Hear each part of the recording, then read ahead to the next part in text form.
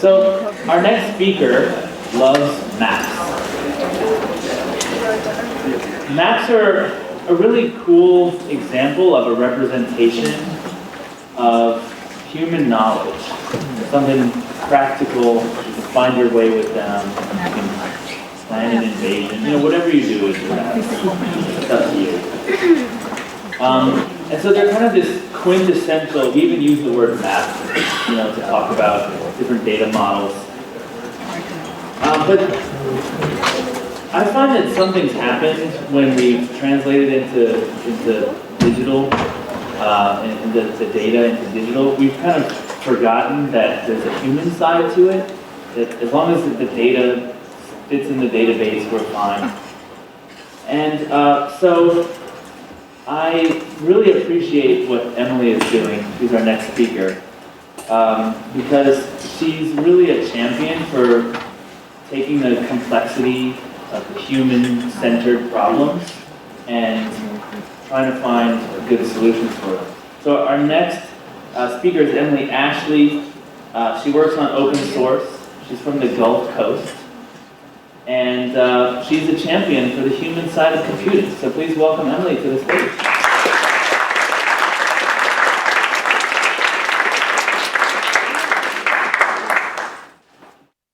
Hello, everybody here. Hello.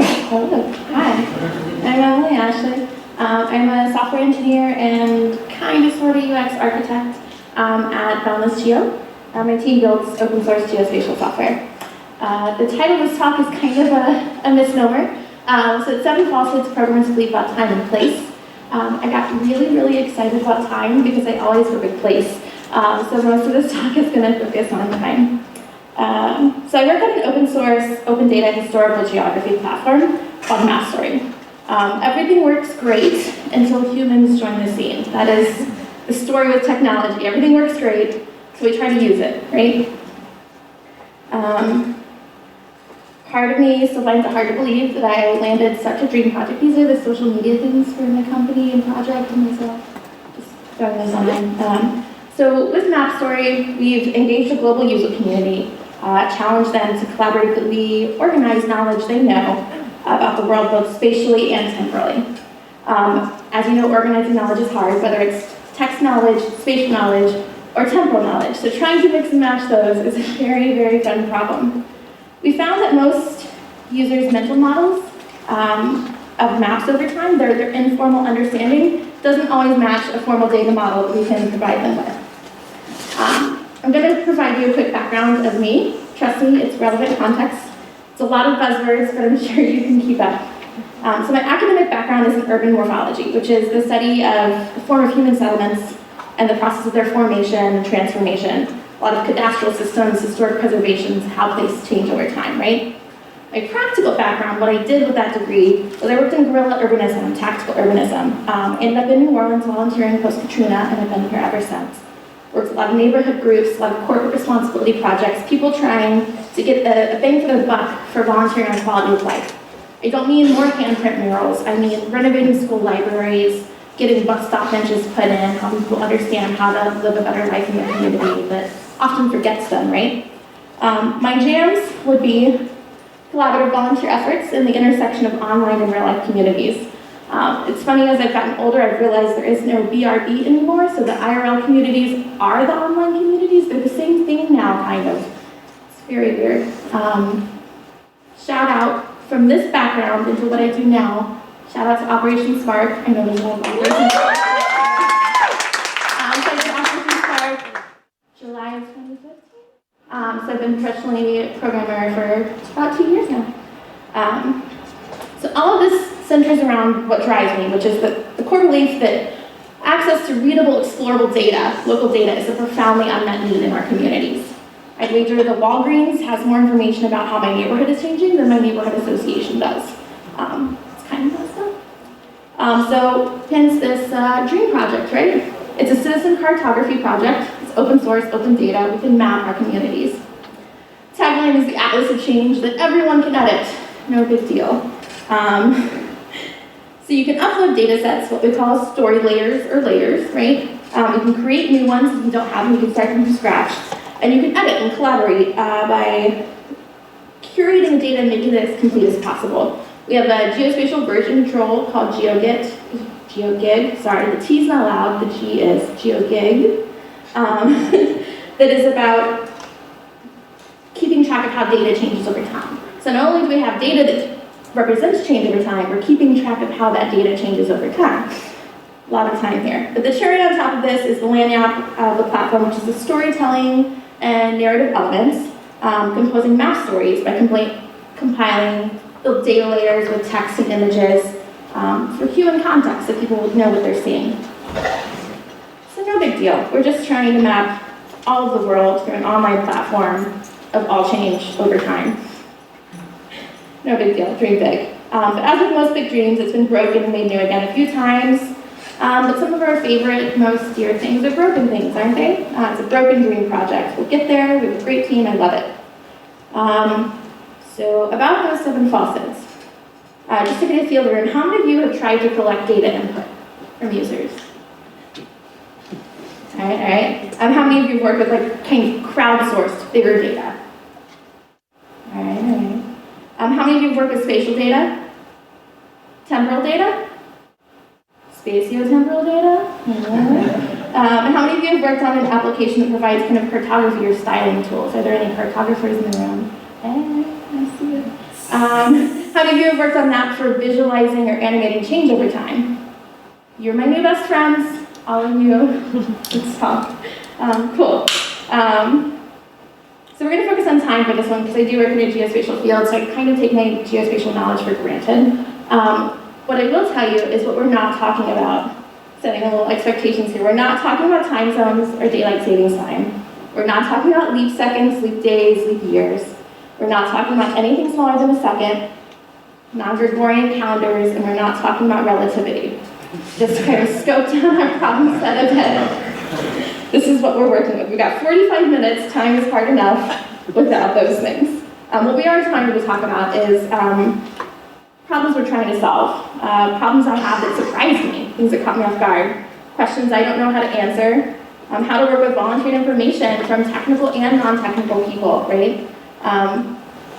We've got to work together to do this. So arguably there's 4 steps to this kind of platform and spatiotemporal data. There's collection, there's storage, there's requests, and visualization. Some people I work with, would argue that request and visualization are the same step. That once you get it from the server, it's already, that's the same thing. Those are 2 very distinct steps, and I want to point that out. What we're talking about today are the top 2 steps, the collection and the visualization, the parts that interact with humans. The storage and the requests, we're not covering today. So we're scoping down this problem set even further. Okay. So we're starting with a falsehood, easy pickings. Falsehood number 0, nothing worth computing happened before January 1st, 1970. It seems like a silly thing that I'm teasing, right? But decisions people have made would make you believe this is true. Daily talks are, I try to see as an attempt to take a reasonable sized bite of a problem. Like, you gotta start somewhere. However, there are side effects based on the placements and size of these bites, right? So these are assumptions that people made in the beginning that we're still living with today. I'm kind of a spaz, and this is going to be a spazzy presentation, so just deal with that. I don't have time to be somebody I'm not, and I'm a spaz. So a month ago, a teammate asked me to break down the conceptual data model of what we're dealing with. What are the pieces we're trying to place together? I wanted to make sure that we understood the problem we were working with and that we were using the same language. And it was funny. So this is what they said. They said what we're dealing with is layers, which is data on a plane, an optional time component, and they separated that into instant or range. And then they said either raster or vector geometries, right? Stories, which are the ordered series of chapters, which are those human elements I talked about, which are the media that we add to it, and chapters and annotations, right? And they're like, oh, right. Notice time is just an optional time component. It's just one bullet point on there. Data on a plane and a time component. This is like a huge oversimplification of what we're trying to build, what we're trying to collect. So on this one, I'm going to go with assumption number 1, which is the tools that you work with should take care of that for you. We've already figured out time.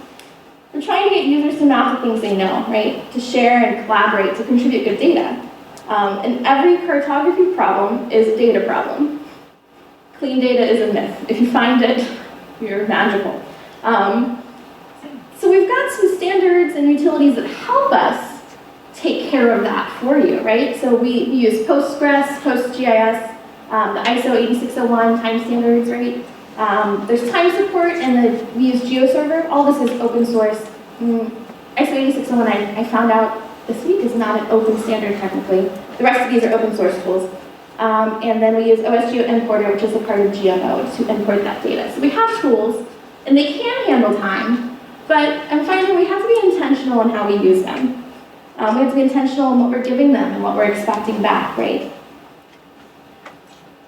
So, falsehood number 2, to add time to geographic data, just add a time field or column. Like, oh, we already have the map figured out, we just need to add a field where people put a date, and maybe a timeline on the bottom. And there you go, you got spatiotemporal visualization.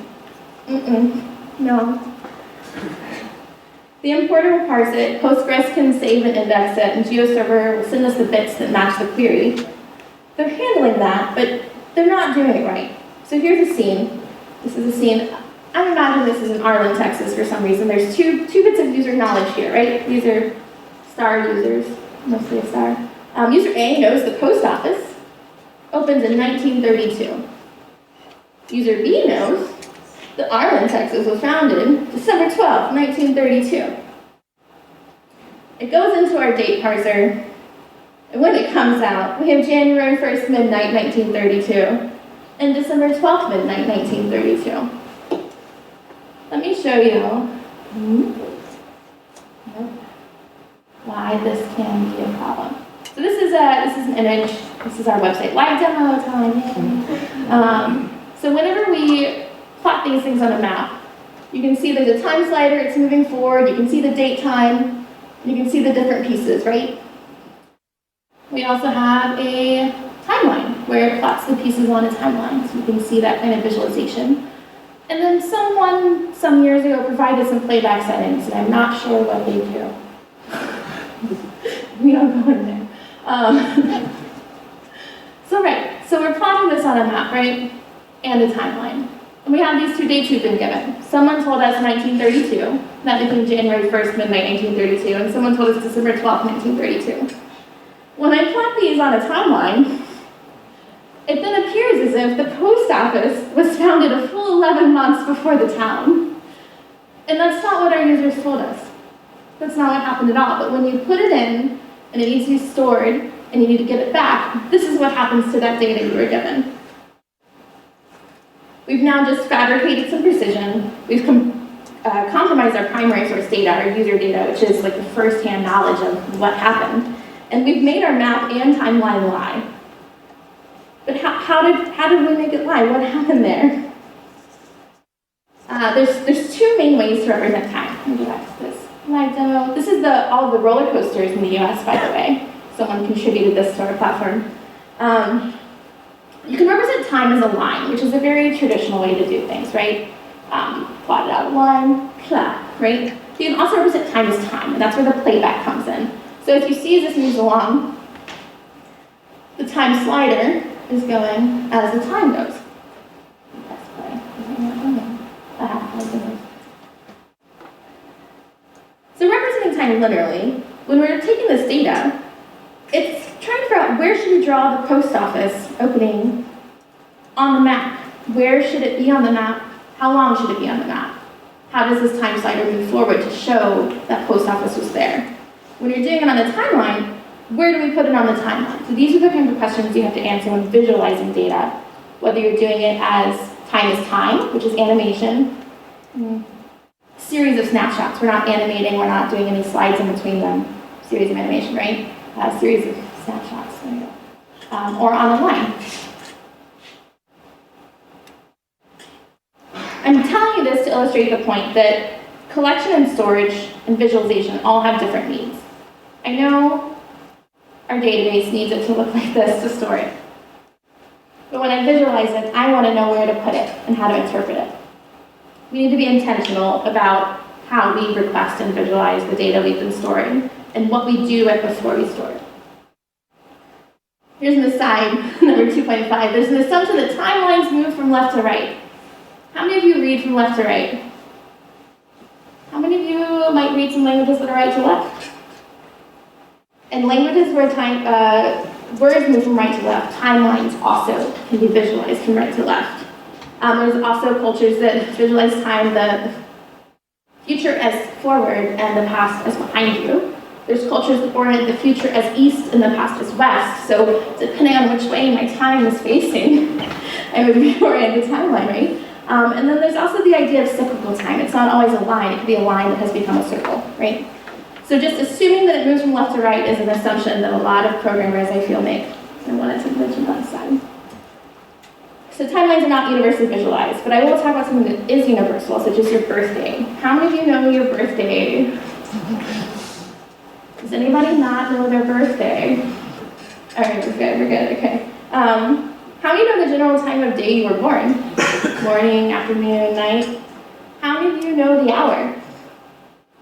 So if I were going to try to collect this data from you, how would I build a timeline from that, given that some of you know the hour and some of you know the day? Falsehood number 3 is time is precise.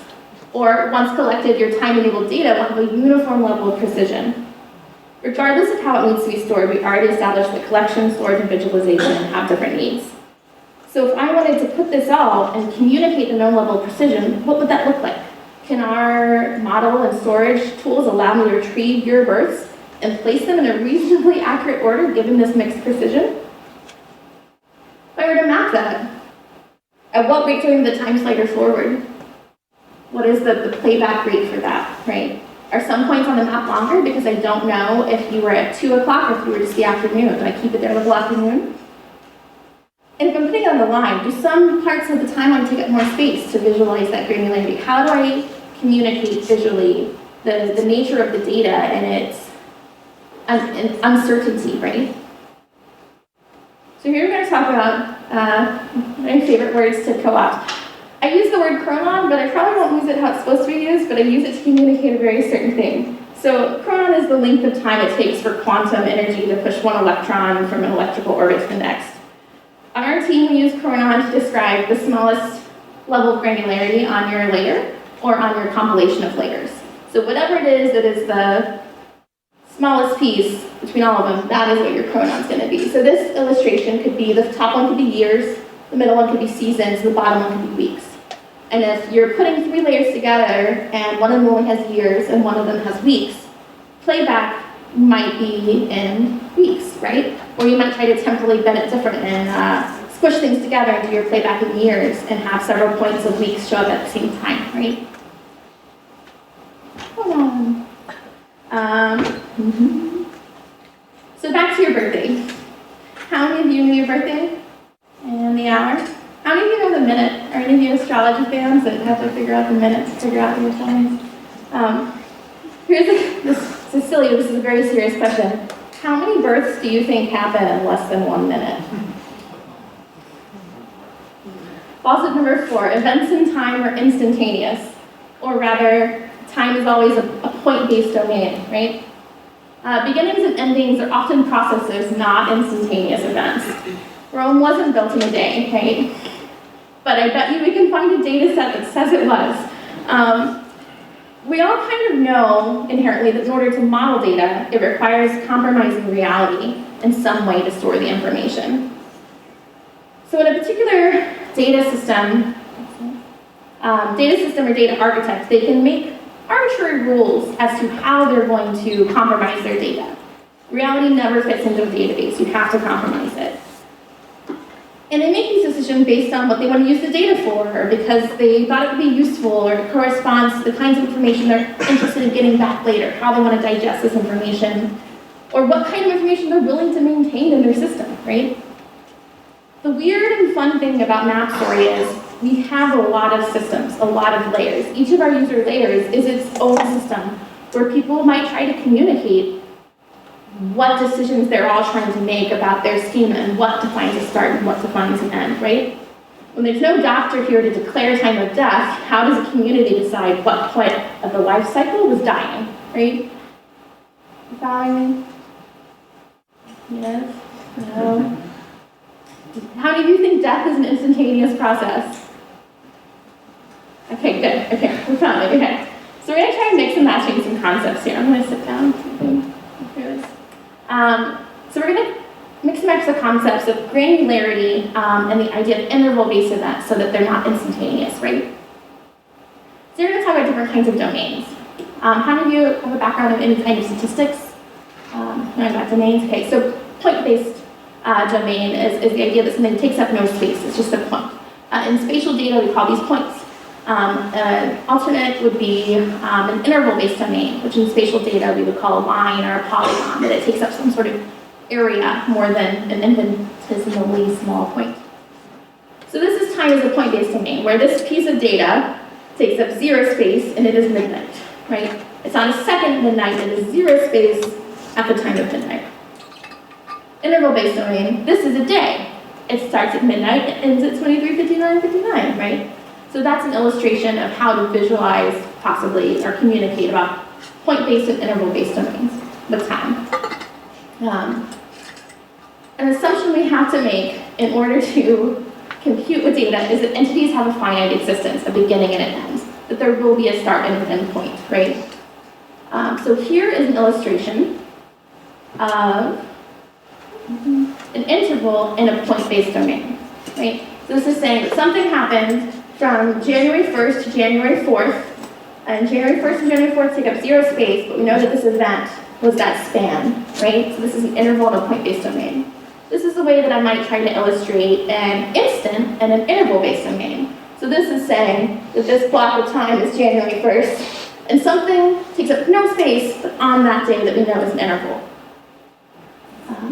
This is a way that we can do an instant in a point-based domain. So this, both the domain and the point take up 0 space, like not infinitesimally small. Are y'all following? Everyone good? Is this interesting? You like it? Yeah, good affirmations. Thank you. Okay, I should have put more kitty cats in this. So here's the thing for you. Say if I had a user that wanted to say an event. An event took place from 1919 to 1932. Can someone tell me here what the precision or the granularity, the chronon of that would be? From 1919 to 1932. The years. Okay, cool. But this granularity, we also know it's an interval base. It takes up time. There's a start year, there's an end year, right? There's not a start date and an end start date. The precision is, we know the year and the end year. If we're trying to map that onto something with a different granularity, we would then break it up into a start date and a start end date. So it might be January 1st, 1919 through December 31st, 1919, to take up a whole span, right, to show that chronon of the year. This is my illustration, this is a silly illustration, of trying to visualize how those kinds of queries might happen from what I'm trying to get from GeoServer. So here I know that that's 1919, 1932. My chronon is years, right? The top line is a conservative estimate. If I want to say, okay, the end of the first year and the beginning of the second year, I want the data between that, right? The second line is a generous estimate of, okay, I want the beginning of the first year and the end of the end year, right? And then this is a displacement of what data might or might not come in, depending on how I build those queries. I'm kind of pleased with, when I figured this out, I felt like, it can do what I want, right? So I looked at our docs. This is our GeoServer docs, and it looks like they have reduced accuracy of time. They can handle these things. This can happen. I looked at Postgres, and look at this, they have intervals. They can do this. The tools can do this. No one had done this with the tools on our project before. So I wanted to stop back in and say that we have the tools to do this. We have to be intentional about how we're using them and think about the problem set we're working on, right? Just a side note, a dangerous but probably necessary notion and assumption we have to make is that entities have a finite existence. We can't change that, but it doesn't mean we shouldn't acknowledge that that's a compromise we're making. Like, acknowledge that you're compromising reality in that way as you move forward, please. All right, falsehood number 5. Time runs on a continuous scale. Back to this kind of statistics background, scales being ordinal, discrete, continuous. Continuous means theoretically you can measure in infinitely small units, right? Discrete means it can only take like discrete numerical values, right? So in our project, we're focusing on a discrete scale where the second is the smallest value we handle, right? We don't work with microseconds or anything like that. So when programmers are working with time, they often work on a discrete scale, right? But when humans think about time, you can easily bounce between those scales based on your experience or relevance, whether specificity is needed, right? So part of the effort with Map Story and the inspiration for this talk is how do we model data in a way that maps to human knowledge? Humans join the scene and shit breaks. It just happens. We want to build a platform that's collaborative, that has volunteer engagement, user retention, let people volunteer in the smallest way possible, contribute to things that they know at whatever precision it is, because somebody can come in later and make it more precise, right? You define your niche, minimize the buy-in, all those user engagement buzzwords we've heard before. So when it comes to contributing spatiotemporal data, I'm going to throw this out, y'all, because this is a problem I don't know how to solve, is how do we enable users to contribute knowledge they have that might be on an ordinal scale. Often human knowledge is on an ordinal scale. The post office was built after the town was founded. My twin was born before me. I don't have a twin, but that's the birth example I could come up with. But if somebody has that knowledge, how do we capture it and how do we use it to build out other folks' knowledge, to compile all of this experience on each other? So if anyone has an answer to that later, we should talk about ordinal scales, that's great. So number 6 is not a falsehood, but it's worth a number. When organizing information, one of the problems the data architect or the users have to make is determining what makes an instance unique within each entity type. So I have a background in historic preservation, urban planning, right? There's this idea between Eastern and Western philosophies. I'm not an expert on philosophies, but there is a temple that is rebuilt every 20 years with the same materials from the same forest, and it's built in the same way. And people that run this temple believe it's been the same temple for 10,000 years. This temple is 10,000 years old. Someone from my class might walk in and be like, no, that's 20 years old. You built it 20 years ago. But if they've been building it the same way every time, is it the same instance? Is it the same temple, right? It's one of those ship of Theseus kind of problems, right? Or here in New Orleans, there's a bar in my neighborhood that seems to change ownership and names every 2 years. Whirling Dervish, Dark Crystal 1135, Santos, Ruby Fruit Jungle. It's all the same address. They even have some of the same weekly DJs. Like, how long has that bar been there? Can it be closed for a day, a month, or a couple of years? What makes it continually open if that even matters? What kind of mechanisms do users need to discuss these kinds of decisions when collecting their data? One of the things I focus on is the idea of creating new data through this platform. So it's one thing to import a data set and try to curate it and make it better. It's another thing to start with a blank CSV and say, what fields do we need? What are we trying to map here, right? One of the initiatives we have on Map Story is to map the history of beer. Not to play favorites, but beer is probably one of my favorite drinks. And in curating this, I find how much people have opinions about what makes something a brewery, right? Can it change owners? Can it change location? Can it change staff? Can it close for 20 years, change its logo, but reopen with the same recipe? Is it still the same brewery, right? Everyone has these decisions, and we need to provide mechanisms for people to communicate about them and to disagree with them. So we have version control. People can fork data sets. People can change that. But they need to determine what makes something unique within a data set, disagree or work together and become good stewards and make a data with this. So this is a falsehood that has to do with place, I think, and place names and naming more than anything, more than time. Number 7, the assumption. We already know what we're doing. We figured out time years ago. That's why we have standards.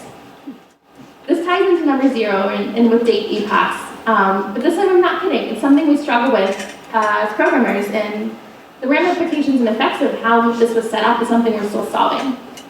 If you think about it, the less modern your data, often the less precise it will be. There's the built human environment, human history, carbon dating. Modern data has nanoseconds, it's servers recording things, it's very precise, right? You're concerned about problems such as time zones, leap seconds. When you're dealing with things 100 years ago, you might be concerned more about what were the time zones there at that time, right? When did the time zones change? If you're looking at data from 1905 and it's nautical data, did it even have time zones, right? If you go back 1,000 years and 100,000 years, right? The granularity gets bigger and bigger, right? Plus or minus, millions of years is the margin of error, right? So we can argue, I've read a lot about the falsehoods about leap seconds in modern data, but I'm building a historical geography platform, so it's a different set of problems, and I think that it's problems that a lot more people will run into as we try to digitize and collect data about our history, right? I ended up going to cartography conferences and historian conferences to find the digital humanities folks. Like, who is working on how to organize data this old, right?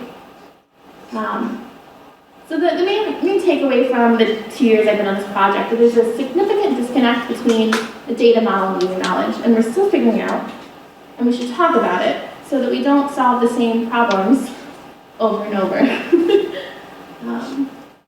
A lot of the resources from this talk came from the visualization of time-oriented data from the Human-Computer Interaction series. It's been a real help to me. There's a lot of diagrams and illustrations. It's a huge book. I recommend it. And also from the book Data and Reality, a timeless perspective on perceiving and managing information in our imprecise world. Kind of as a PS that I'm able to share, I've given this talk at GNO Code here locally a couple months ago, and since then I've come up with, these are kind of solutions from these kinds of problems. We haven't implemented these yet, but I figured I could share the requirements I've come up with. So if you're going to build a timeline in a type slider, what are the kinds of information you need? Can I see this? Is it big enough?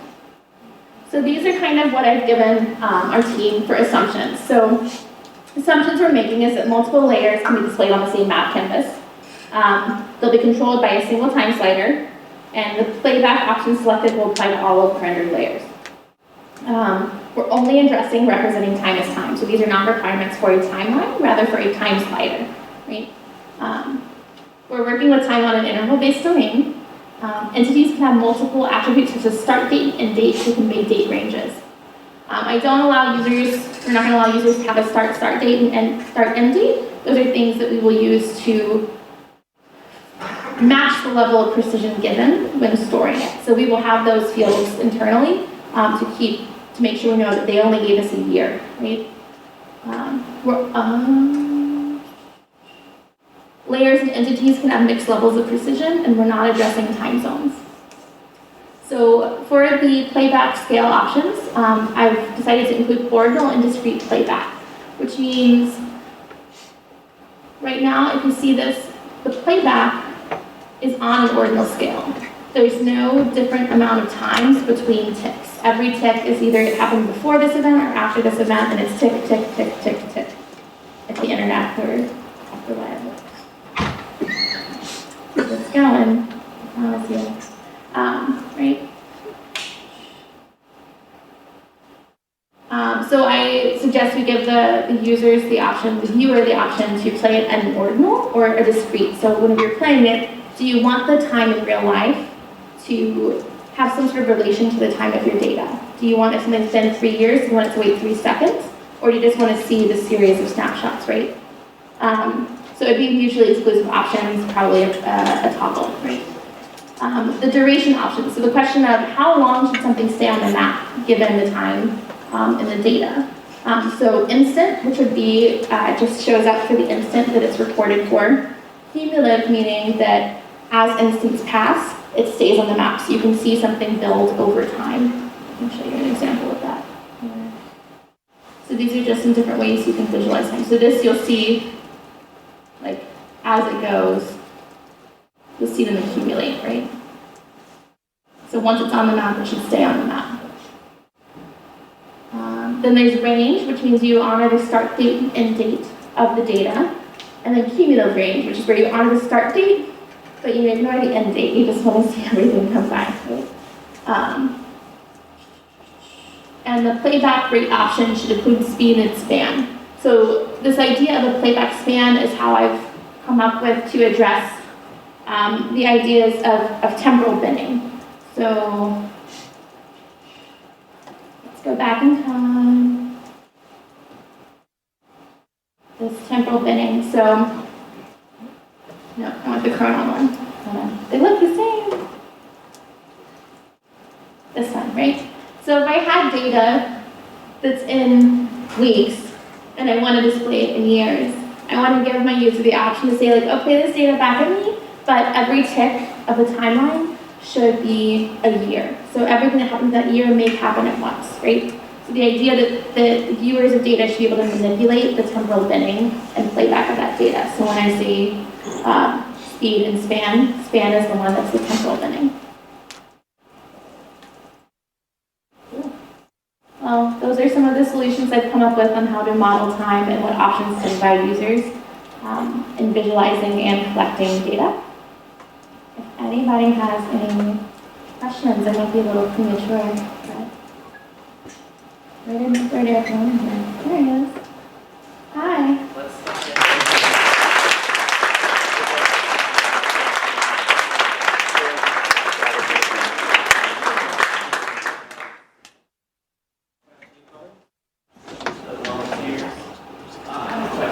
Yeah. Can you talk a little bit more about the project that you're working on, what it's called, how people can get involved? Yeah. First of all, it's broken. But I love it. Okay, it's a broken dream. So it's mapstory.org. Here's our homepage. Let me not make this full screen.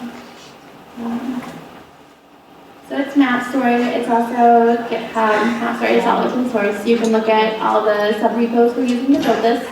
Most of it's JavaScript and Python. There's layers and stories you can check out. We have some initiatives we're working on, such as gerrymandering. Let me find it. So this is some cool work that Carl Phillips has been putting together. He lives in DC. And so he's been trying to map gerrymandering over time, right? Which is an interesting time topic, because did you know that congressional districts come into effect at noon?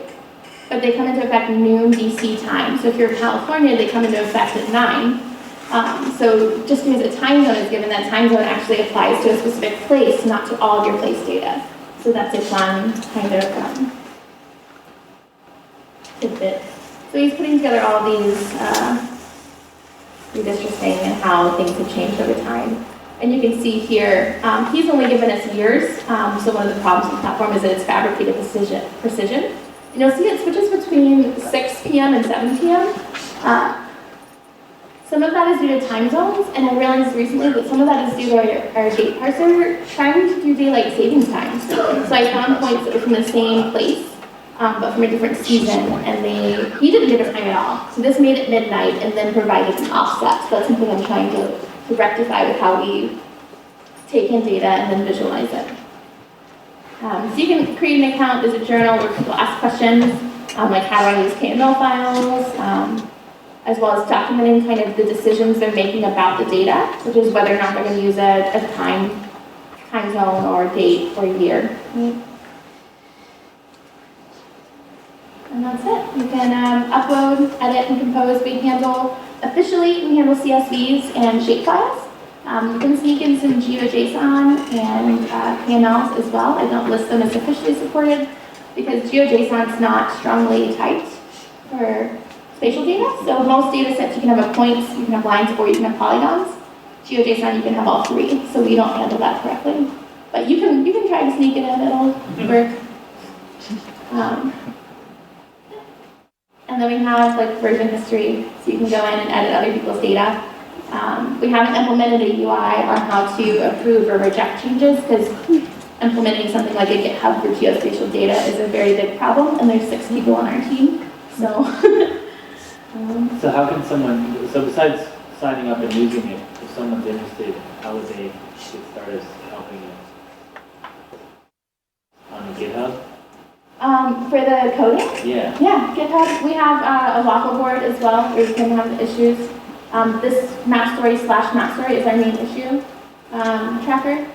And so right now, we have different milestones we're working on. So I'm working on the layer editing MVP to make sure that we can, when someone edits something, that those changes persist in a way that they expected. Right? And this is all open source? Yeah. All system? Everything. It's built on GeoNode. If anyone's used GeoNode or GeoServer.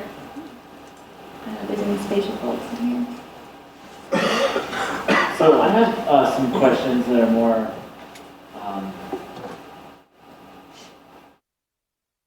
conceptual about the human side of data.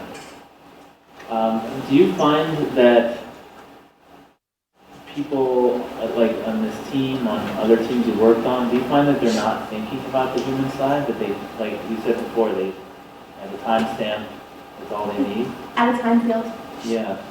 And like what are the kinds of things that they're ignoring? Because that's what I would do, right? I would just add a time field and say we'll figure it out later in the UI. But what am I ignoring by doing that?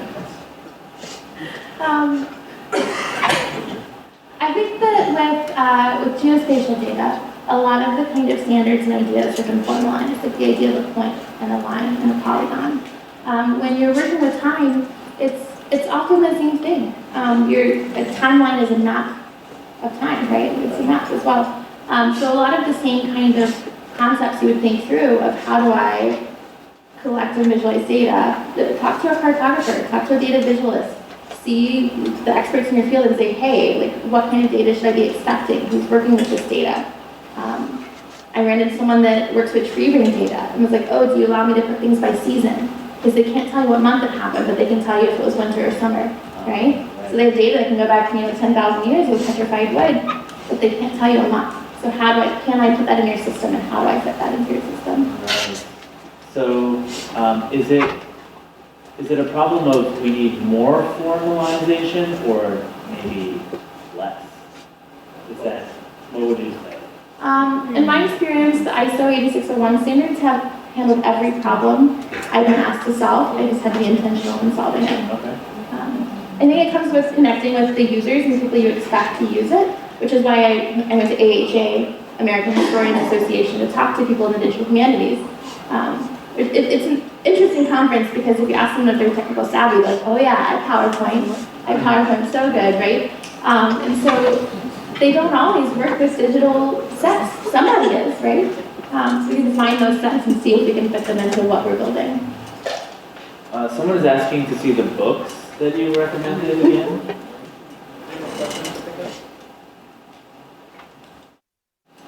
Data reality. This was written in the 70s and it's still relevant. So it's less about the technology people use and more about things like naming or what makes an entity unique. It's a great book. And then there's also the visualization of time-oriented data. I can look up the author of that. I'm a cyborg. I can't leave my phone more than like 3 feet from me. Jeff sent it. We also have a question from Tom. I don't quite understand the question, but I'll read it and maybe you can stand up and help us. How do you handle interpolating data? And how does this translate to visual interpolation? Is you know, another Tom? Yeah. So do you interpolate this data at all? What do you mean, Tom? Yeah, can you hear me? Yeah. Yeah, so whenever you're visualizing stuff, you get a lot of, I've dealt with some of this as well, and going into the domain where you're trying to animate stuff over time, showing things in real time, a lot of these, you have these discrete jumps, right? You got these points where you've got your interval data or whatever, and there's no definition of how that transforms or changes, but in reality, when the user wants to see something, it's like, well, there's actually, we should see like, fading in or some sort of movement or perhaps things moving across geographically. That data, that interval turns into an actual complex visualization. implicit. Like Again, it's how heat implicit, maps, right? Yeah. So Okay, I was curious if you guys are dealing with that, or if that's something, because that's a whole other issue along with sampling, right? Your different basis for your, was it chronons? Right. And figuring out a sampling basis, but you also have this issue of, well, how do you interpolate between those samples consistently? And have you guys already thought about that? Right. So the data, all we have basically is a series of snapshots of how the data was collected. Interpolating between those snapshots is something I personally am not willing to do or incorporate on this project. I'm possibly fighting a single woman fight against people on this project calling it animated maps. So I don't intend to go into the cartography of animation, but rather a series of snapshots with those snapshots aligning to the measurements that were taken, right? I do want to provide things like temporal bending so that people can kind of change what is being visualized by the amount of space you're looking at or the amount of time you're looking at a second. Things like heat maps. Heat maps are an example I go to. People use heat maps all the time and they shouldn't. There isn't data of granularity in between 2 points, right? And I feel the same way about the animation.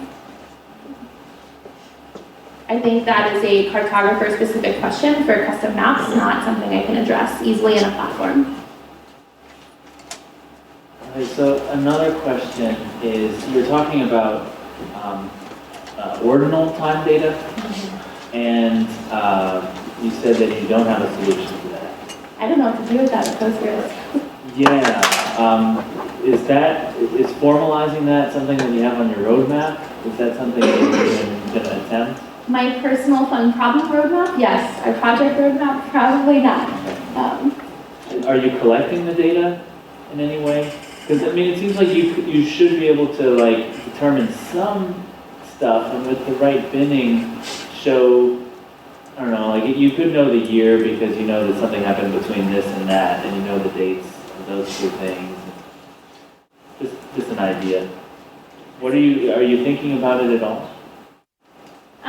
Just in the aspect of it's something fun to talk about at Hack Night and at conferences to see if people have also been thinking about this. Right? I don't think it's something I can incorporate to this platform the next year, right? I will show you, well, let me go to the next step.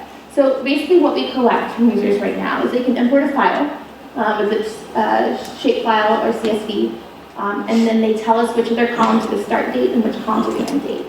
And that is all we gather from them. I can show you how that works.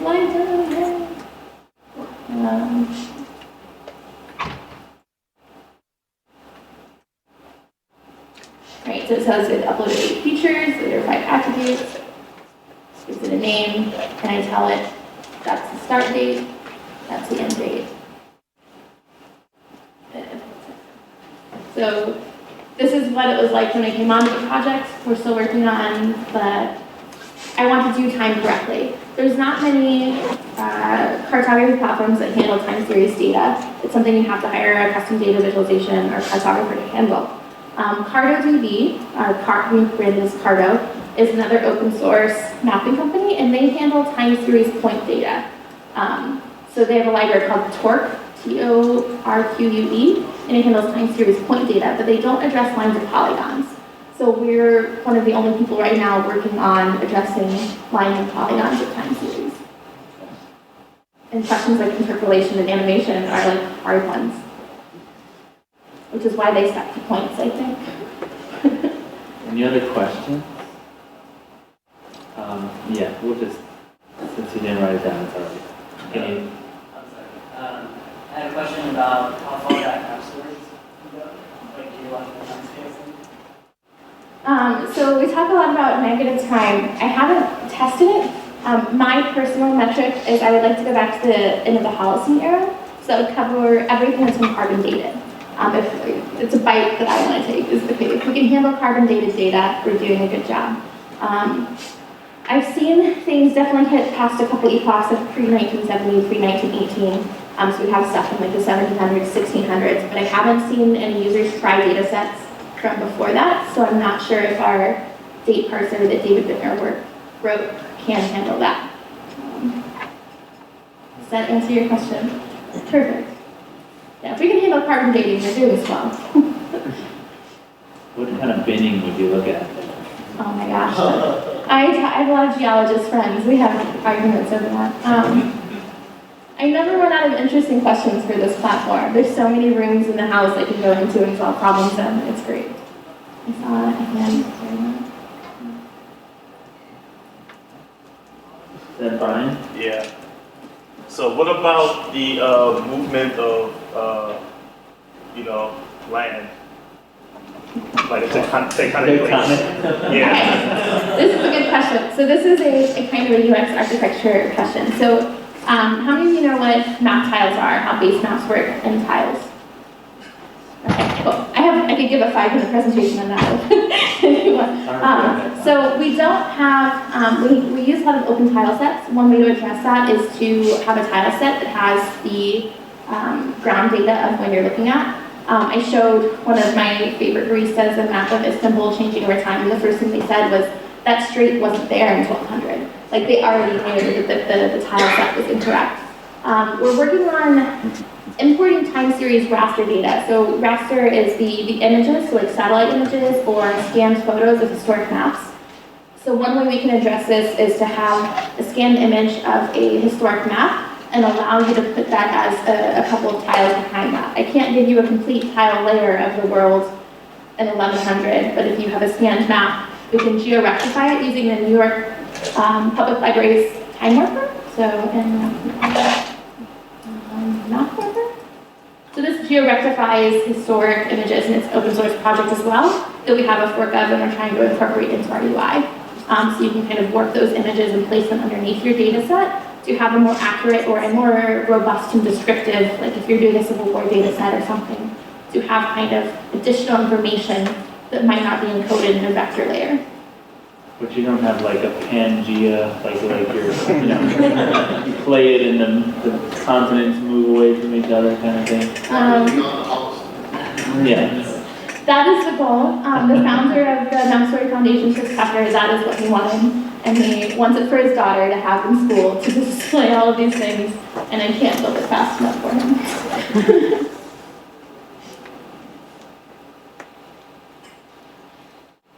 Anyone else? We still got a few minutes. Yes. You sort of mentioned that this was, the project was somehow in bad trouble at some point. You said it was sort of failed or something like that. What do you mean by that? So the project has been around and used up for about 5 years. I've been on it for 2 years. At one point we had 3,000 users, and we just did a migration of all those users. Right now, on a weekly basis, we have about 6 active users. We lost a lot of user data about 3 years ago in one of the migrations, and our servers were down for a while. Similar to Open Historical Map that has been, have you heard of OpenStreetMap? There is an Open Historical Map that is solving some of these same problems. So we had some server issues, lost a lot of users. So we have about 6 active people in a month. So that's what I mean by problems. To go from 3,000 to 6, it's a lot of people. It was nice to go to, I went to the North American Cartography Conference, and someone named Byron from Toronto, Canada, was giving a presentation on what kind of historical geography tools there are out there for people in GIS to use for historic data. And it was nice to hear him saying that he had heard of MapStory and that he had used it before, but that a lot of people in the community were wondering what happened to it. And that's sort of before my time, so I'm not sure what happened. All I know is it's my dream project and I want it to work, you know? All right. Oh, yes. Mike. Getting back to your birthday example, you use like a standard deviation, and there was an average standard deviation. How would you put that on a platform for users? That's what I asked. I don't know, that's a good question. Maybe somehow just those ranges fall. So I was stepping into that a little bit with the diagram of conservative and generous estimates. So that's one of the ways I've thought that is a user-friendly place where, where did my presentation? There we are. So it's not exactly a measure of central tendency, but it's a way for people to choose kind of how conservative or generous they want to be in their query of what they're getting from the server.